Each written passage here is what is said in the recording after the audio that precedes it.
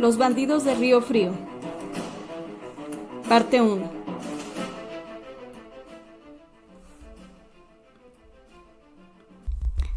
Capítulo 49. Episodio. Mientras Evaristo, su socio, y sus indios enmascarados descansan de su laboriosa jornada, comen, ríen y se reparten los despojos tan valientemente adquiridos, la diligencia de don Anselmo Zurutza, conducida por Mateo, camina al término de su jornada. Los comerciantes de Guanajuato y las señoras principales de Puebla y sus criadas poco nos importan, pero algo los tres distinguidos personajes que hemos mencionado, conocidos más o menos, si no de vista, sí por fama en toda la República. Escandón, banquero, propietario, agricultor, fabricante, empresario en su principio de la línea de diligencias, minero, financiero. ¿Qué no era Escandón en esa vía de actividad y de ingenio para ganar dinero y abarcar las más atrevidas empresas? Couto, abogado distinguidísimo, orador de primer orden, político, un poco poeta, pero sobre todo hombre amable, de un trato tan fino que el de una dama podría parecer áspero si se le comparaba. Pesado, poeta, escritor correcto, teólogo consumado, hombre de economía severa y de un estricto método y orden en su casa, en sus negocios y hasta en sus acciones y modo de hablar.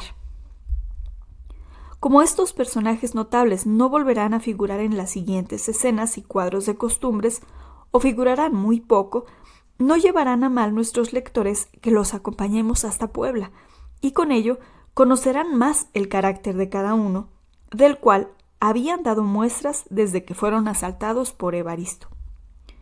El uno, hombre de negocios; el otro, tímido y orador hasta con los ladrones; el último, metódico y económico. «Nos vas a desbarrancar y a hacer pedazos, Mateo. No tengas cuidado por la multa. ¡Ah, bárbaro! Por poco volcamos. Mateo, Mateo, ¿no oyes?» Don Manuel Escandón, sacando con trabajo la cabeza a riesgo de rompérsela contra la portezuela y evitando con una mano el recibir un golpe a causa de los saltos y vaivenes del coche, era quien gritaba a Mateo.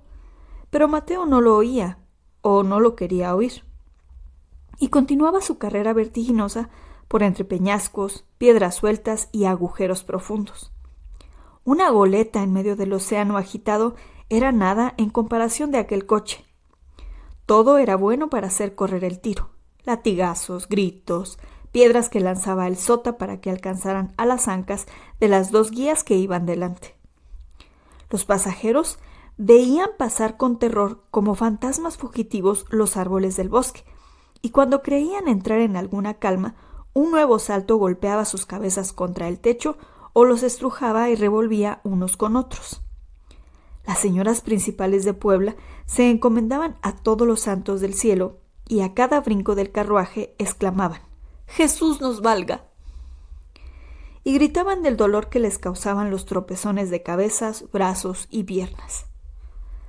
Los dos viajeros taciturnos del interior de cuando en cuando soltaban tamaña desvergüenza y maldecían la hora en que se les había ocurrido prolongar su viaje a Veracruz.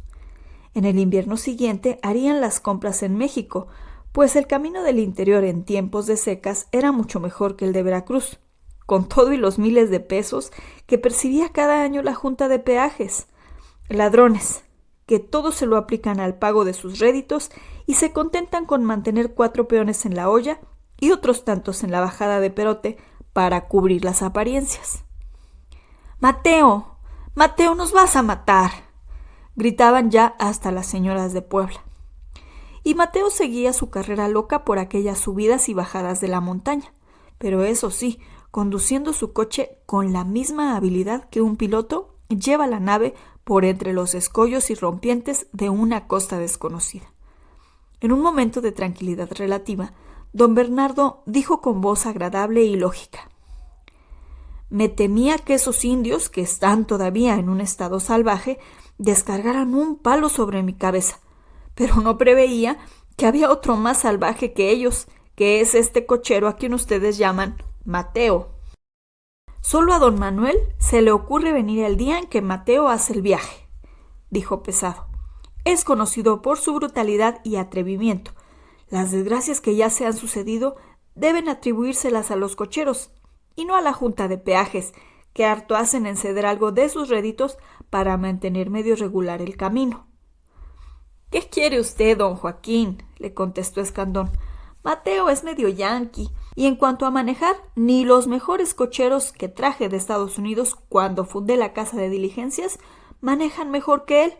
No tenga usted cuidado. Pero en cuanto a los de la Junta de Peajes, son los responsables, porque se han comprometido con el gobierno a componer el camino y conservarlo en buen estado, y por eso se les dio el fondo de avería que se cobra en la aduana de Veracruz y produce buenos pesos. Ya verá usted el día que se haga el camino de fierro. Pesado soltó una carcajada.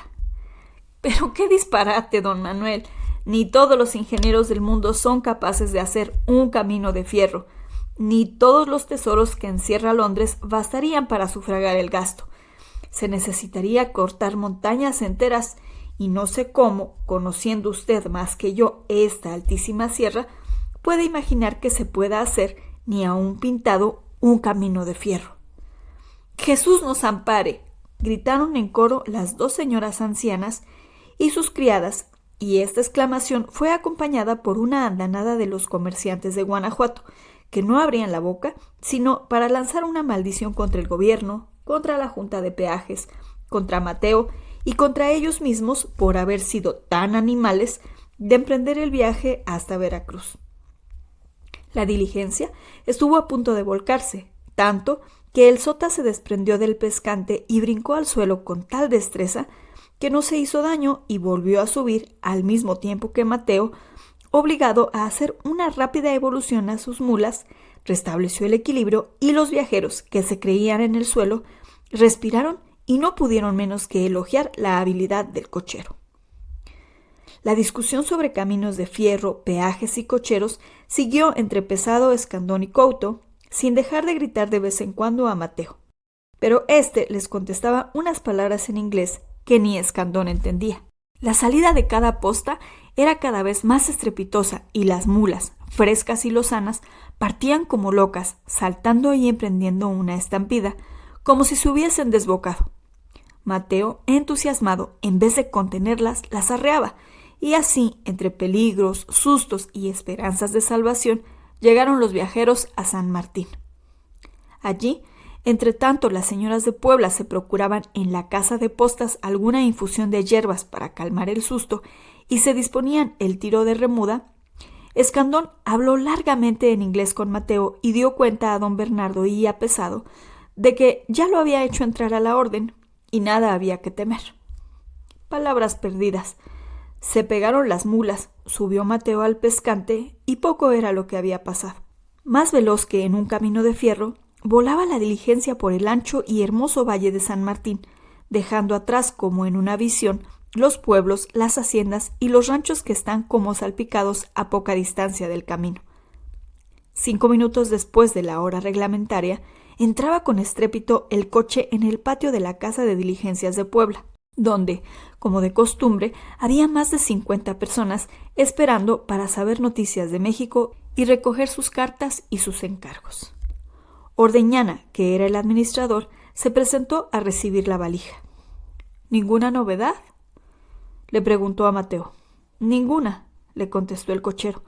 El camino un poco pesado y una mula que se encuartó me han hecho perder 5 minutos. Tiró las riendas a los mozos, bajó del pescante y se marchó a su casa sin decir ni una palabra más. Don Bernardo, antes de llegar, repitió su recomendación a las señoras. Repitió a las señoras y a las criadas su recomendación de que ni a su confesor dijeran lo que había ocurrido.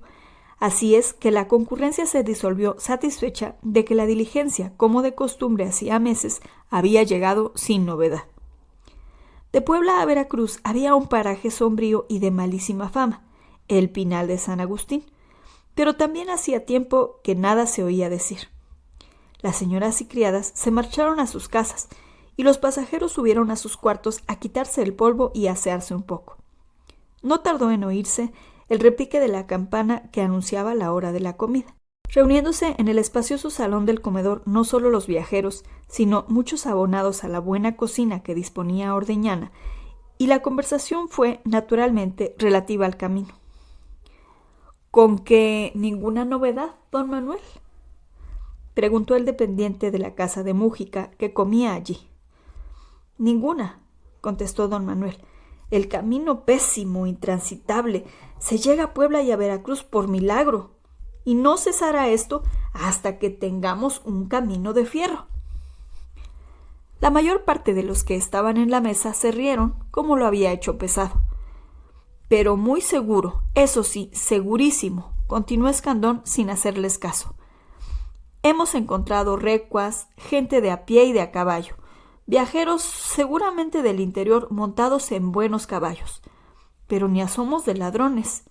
Y algo es que, mientras tengamos el camino de fierro, se pueda viajar con seguridad. Don Bernardo se agachaba más de lo regular sobre su plato y comía con poco apetito un cuarto de pollo asado. Don Joaquín Pesado sonreía y, queriendo desviar la conversación sobre ladrones, temiendo se les fuese a salir una palabra indiscreta, volvió al tema del camino de fierro. Monomanía de Escandón. Está soñando siempre con un camino de fierro, y la verdad es que llevamos años que se ha gastado mucho dinero y que no hay ni media legua hecha de Veracruz a Tejería. No es delirio, sino un pensamiento patriótico, replicó el dependiente de Mújica. Y entre don Juan y Escandón solos podrían hacer el camino y ganarían dinero. Se conoce que no tiene usted ni idea de lo que son los caminos de fierro. Ni 20 Escandón ni 20 Mújica juntos eran bastantes para hacer un camino de fierro de México a Veracruz. ¿Sabe usted en cuánto calculaba Arriaga él? —Ya tengo noticia —interrumpió el dependiente—. Poco más de 1 millón. Y Escandón y Mújica lo pueden dar y les queda algo para comer. —Esa es la ignorancia de las cosas —dijo Pesado—. Y perdóneme que se lo diga. 40 millones de pesos. Sí, 40 millones. Y me parece que se quedó corto, pues cortar estas montañas o hacer un gran túnel es obra, como quien dice, de romanos. El dependiente se exaltó hasta un grado increíble y dijo que si Escandón y Mújica se decidían a emprender la obra del camino de fierro, él se comprometía a contratarla en 1 millón de pesos, seguro de que le quedarían de ganancia unos 80 o 100,000, y daría como fianza de que cumpliría unas casas de adobe que tenía al pie del cerro de Loreto. Pesado no le hizo caso y se echó a reír, y don Bernardo no pudo menos que exclamar en voz baja: ¡qué errores tan garrafales tienen las gentes! Siguieron todavía disputando sobre calzadas, caminos de fierro y de rueda, ladrones, fondas, paraderos y quién sabe cuántas cosas más, hasta muy entrada la noche. Al fin, cada uno fue abandonando la mesa y dejaron solos a nuestros amigos, personas tan distinguidas que no hay quien deje de conocerlas en la capital. Pero, don Bernardo, le dijo Escandón, ¿cómo fue a ocurrirle a usted señalar al capitán de los ladrones los 200 pesos cuando ya había registrado su baúl? Vea usted, señor don Manuel, quizá eso nos ha salvado la vida. Si para mayor desgracia se le hubiera ocurrido registrar de nuevo el baúl y encontrara el dinero, figúrese usted qué hubiera hecho de nosotros. Pues nada, don Bernardo, ni él le había preguntado a usted si traía dinero, ni sabía bien si era el baúl de usted o de los otros pasajeros. Desengáñese, señor don Manuel. Siempre es bueno decir la verdad en todos los casos, aun a los ladrones. ¡Qué vergüenza para la pobre señora de verse azotada y casi desnuda delante de nosotros! Y al fin perdió su dinero y cuánto traía, pues pedazos le hizo su baúl ese malvado. Si desde un principio le hubiese dicho la verdad, no se hubiese visto en tan feo trance. No comparto la opinión de usted, don Bernardo, le dijo Pesado. Todo es lícito en propia defensa, y la ley misma no castiga al que mata por defender su vida. Cuando hay mala fe conocida, no hay daño en mentirle al que ofende o engaña, como en el caso de usted. Es doctrina de Santo Tomás y de todos los teólogos. Cuando camino no llevo reloj, o si acaso compro uno de plata muy viejo y que no ande, para que si me lo roban queden chasqueados. Y me echo en la bolsa 8 o 10 pesos falsos y 2 buenos para pagar el almuerzo o la comida. En este caso tuve que dar los 8 pesos y el capitán nos tiró en verdad como de limosna 21 pesos buenos para nuestra comida. Ya lo ve usted, en vez de ser robados, hemos ganado y engañado al ladrón. Hice un beneficio a los pasajeros que no habrían tenido ni para pagar la fonda. La liquidación es muy clara y sencilla, y mi conciencia queda tan limpia como si me acabara de confesar. Comida de los 9 pasajeros que veníamos en el coche a 2 pesos cada uno, 18. Reintegro que me hago de los 2 pesos buenos que traía entre los falsos que di a los ladrones, 2. Al mozo o pasajero que venía en el pescante, 1. Total, 21. Pesado había sacado un lápiz y una cartera y hablando había apuntado la liquidación anterior que mostró a sus amigos. «Abismado estoy, señor don Joaquín», exclamó don Bernardo Couto agarrándose la cabeza con las 2 manos, «del valor y sangre fría de usted para haber hecho semejante cosa, y cómo no le temblaron las manos al dar a ese hombre feroz que se titulaba capitán las monedas falsas. Serpientes y escorpiones daría para que en el acto quedasen muertos esos ladrones, que son la plaga y la rémora del país. Desengáñese usted, el ladrón, por valiente que sea, al tiempo de robar, siempre tiene miedo. El valor viene unido, dice Santo Tomás, con la justicia de la causa, y esto le explica a usted el valor de los mártires que desafiaban la cólera de los emperadores romanos. Pero volviendo a los ladrones, repito que tienen miedo y por miedo matan al que trata de conocerlos. Además, siempre están deprisa, temiendo ser sorprendidos y no van a entretenerse en registrar si las monedas son buenas o son falsas. A mí me ha surtido perfectamente este método y las más veces me han dado para el almuerzo, aunque no tanto como ahora.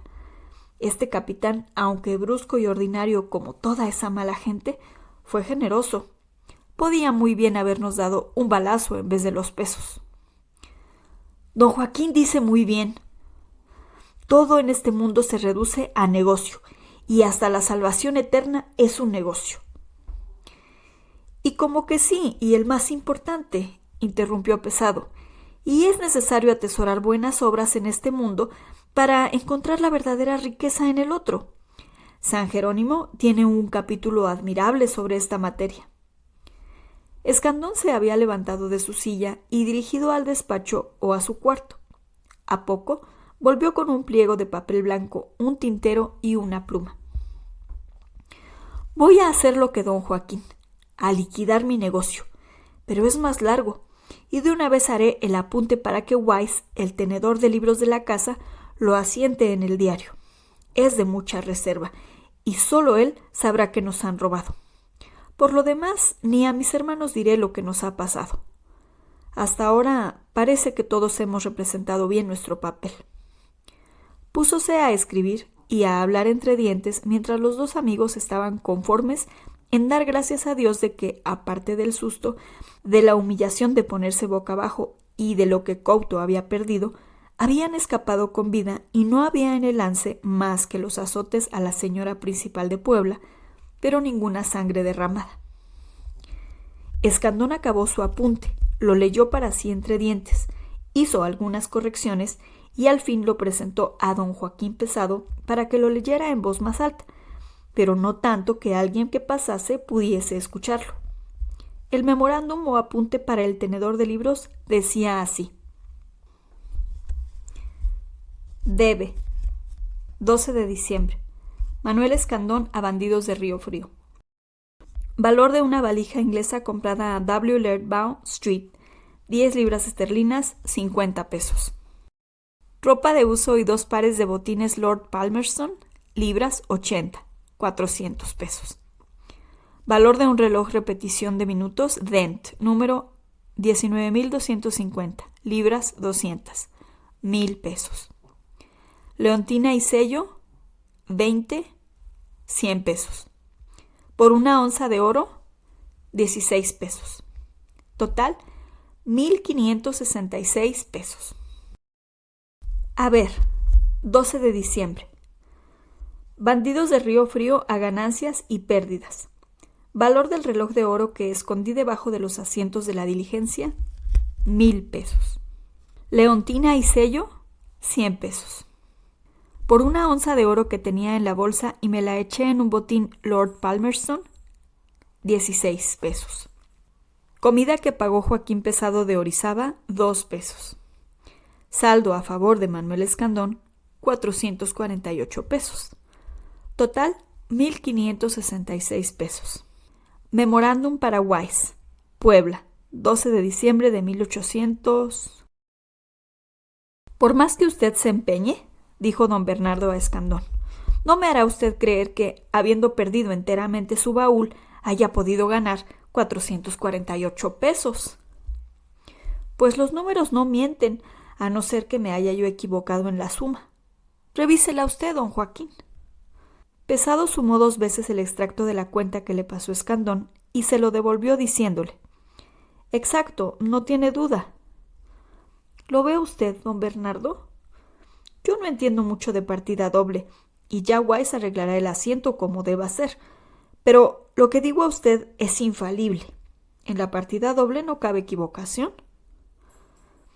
No digo lo contrario, respondió don Bernardo, pero ni en partida doble, ni en simple, ni en ningún sistema de cuentas se me hará creer que el que ha sido robado haya podido ganar dinero, salvo en el caso de don Joaquín, que he comprendido perfectamente. Todo consiste en el modo de plantear el negocio. Suponga usted que el baúl, reloj, dinero y hasta la camisa eran propiedad de los ladrones. Una vez que uno cae en poder de ellos y está rendido, ya nada es de uno, ni la vida, ¿no es verdad? Desgraciadamente es una verdad, señor don Manuel, contestó Couto exhalando un profundo suspiro. Luego, todo lo que se puede ocultar o salvar de cualquiera manera de las garras de los ladrones es una ganancia. Y esto en partida doble es un rubro, un asiento forzoso y muy usado. Ganancias y pérdidas. Gané lo que no me robaron. Perdí el valor de mi baúl inglés, que constituye un saldo contra los bandidos de Río Frío, que nunca me pagarán, pero que viene a formar parte del activo de la casa. Y cuando se hagan inventarios figurará entre las deudas incobrables. Don Bernardo, pasado ya el susto y resignado y conforme en haber perdido sus 200 pesos y algunas piezas de su ropa, rió de buena gana de la ocurrencia de Escandón y de sus explicaciones sobre la partida doble, confesando que sería muy clara y muy buena, pero que todos los profesores del mundo no podrían convencerlo de que un robo en un camino real pudiese ser un negocio, a no ser para los ladrones, y que el robado pudiese probar que había ganado en vez de perder. Pesado aprobó la liquidación de Escandón, añadiendo que la exactitud y el orden requerían que todo género de operaciones constaran en los libros de la casa, y que el tenedor de libros, con más calma, clasificaría mejor los asientos, pues Escandón no hacía más que dar apuntes, todavía bajo las impresiones del suceso. Departieron todavía largo rato, y estas bromas, que tenían mucho de verdad, atendido el carácter muy marcado de los 3 amigos, acabaron de disipar la impresión desagradable que les causó el encuentro con Evaristo. Se fueron a acostar y durmieron con tanta tranquilidad como si nada les hubiese pasado. Evaristo de pronto no asaltaba cada 8 o 10 días la diligencia que bajaba a Veracruz. La que subía a México la dejaba pasar tranquilamente, y cuando la encontraba en el camino, él y sus indios saludaban con mucha cortesía a los pasajeros. Ya tendremos tiempo de asistir a otras diversas escenas en el mentado Monte Río Frío. En cuanto a nuestros viajeros Escandón y Pesado, cuando concluyeron sus negocios regresaron sin novedad a la capital, pero don Bernardo no se puso en camino sino 2 meses después, acompañándose con un regimiento que volvía de Veracruz, a donde había conducido una conducta de 4 millones de pesos. Si la narración te agradó, no olvides dar clic en me gusta para no perderte nada de lo que subo.